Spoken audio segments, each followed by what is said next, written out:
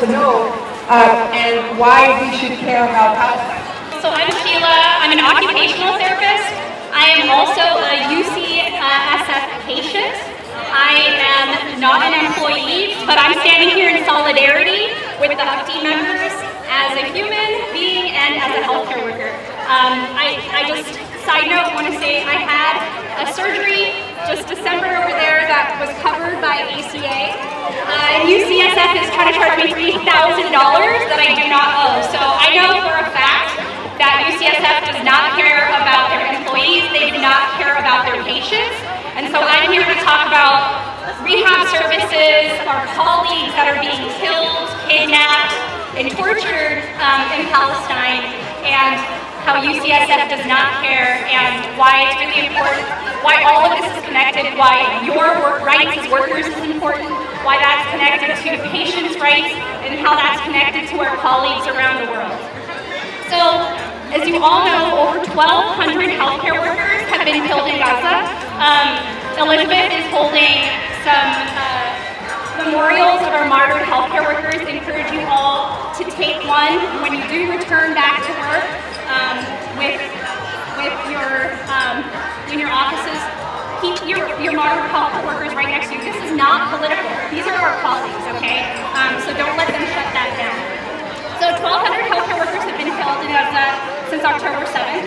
As an occupational therapist, it's important for me to recognize that at least 2 occupational therapists have been killed, at least 1 speech therapist has been killed, and almost 40 physical therapists have been killed. So whatever profession you're all in here now, there are numerous colleagues of yours that have been killed by Israel, and UCSF does not seem to care.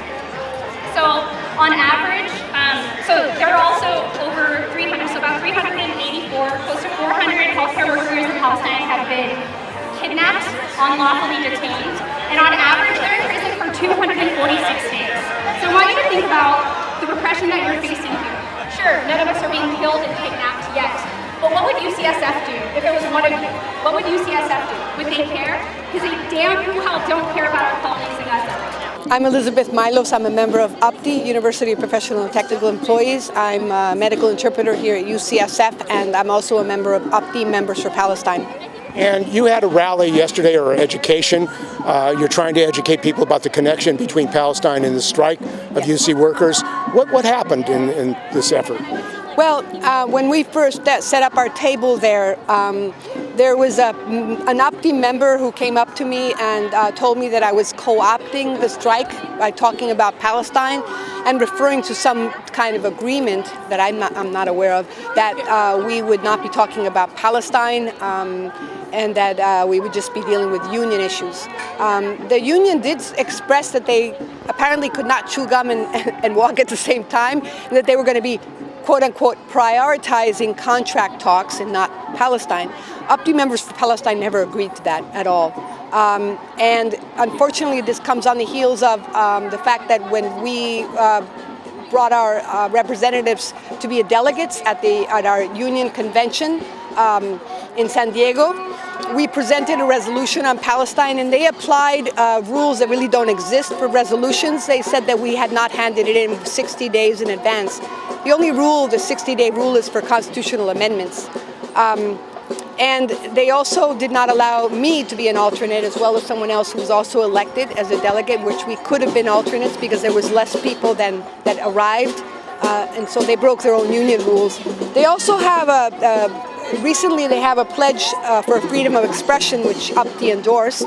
So anyways, this member who came up to me tried to tell me that he was going to tell on me, basically.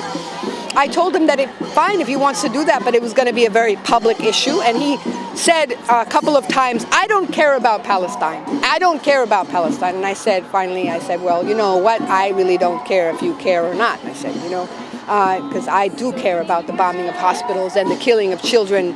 And then he pulled this both sides crap, and after 20,000 children have been killed. So why do they say that you shouldn't connect the struggle in Palestine with the strike? Because billions, trillions of dollars are going for war. Billions are going for bombing the people, bombing hospitals, killing healthcare workers. Why do they say you shouldn't connect those things? Well, there's been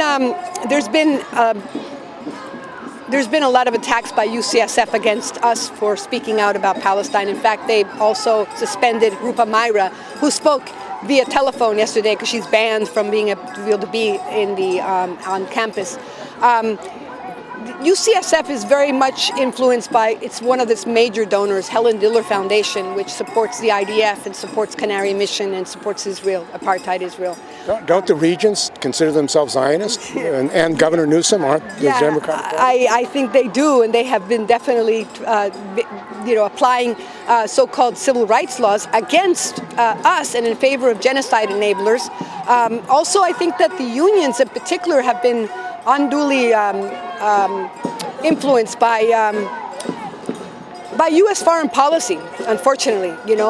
One of the things that came out recently with this U.S. aid, lack of funding for U.S. aid that the Trump administration did, silver lining, basically, is that a lot of information came out about the role of U.S. aid and how it influences media in other countries and how it basically has participated in interventions in other countries.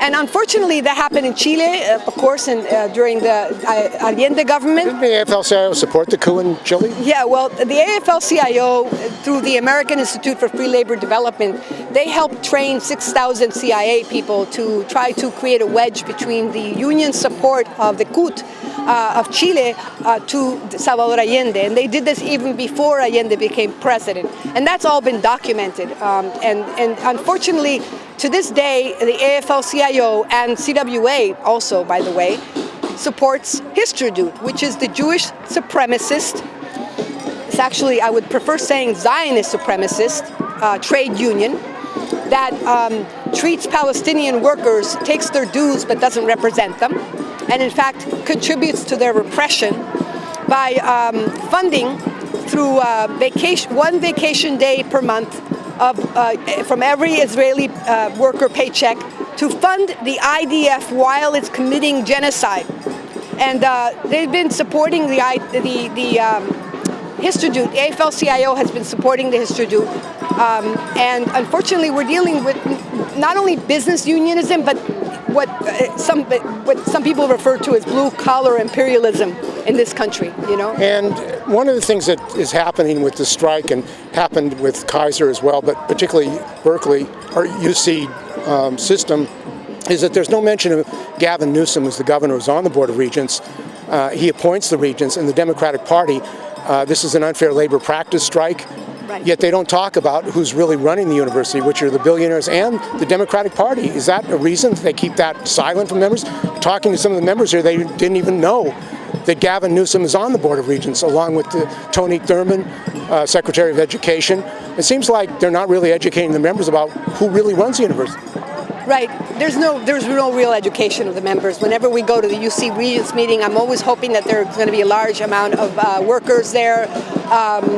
And unfortunately, this last time, I didn't see my union at all. They didn't even show up at this last Regents meeting. We're in the middle of contract negotiations, and they did not even show up. UPTE did not show up to the UC Regents meeting. I know because I went to one of those meetings. What does that say? Well, it says to me that they did not look at that as any kind of It says to me that they're fighting, but they're not fighting hard enough for our rights. And they did this unfair labor practice charge that has to do with freedom of speech. But they're unfortunately, what I heard recently, what happened in UCLA, is also an infringement of free speech rights as well. Because from what I heard, and this we're going to be putting out a statement to that effect. So allegedly, some members of other unions went to the strike that UPTE and AFSCME is having at UCLA yesterday, and some UPTE members were there too, and they picked up the picket signs, and they were with their keffeyehs, and they were, voicing support for Palestine, but obviously also voicing support for the strike. And they were a little bit militant. They said that they were a little bit militant in the sense that they would literally talk to people that were coming up, people that are not union members, coming up and letting them know what the strike is about. But they were not blocking anybody from going in or any of that. And there was this staff member, an UPTE staff member, whose first name is Aaron, who literally went up to them and also basically threatened to call the police on them. And they talked with them right in front of the police, saying very loudly so the police would hear that they were not sanctioned and that they were not allowed to be there. So instead of risking arrest or citations, obviously the supporters of the strike who were there supporting UC workers and supporting UPTE and supporting AFSCME were basically had to disband. They had to they couldn't continue there. So this staff member, who apparently calls himself the lead organizer, his name is Aaron. Even though apparently there had already been agreed upon by the leadership that they would be doing that they would be there, this staff member overrode the decision of the actual executive committee, and he's been given apparently carte blanche to repress the free speech of its own workers, own UPTE members. So I think that we need to call this out.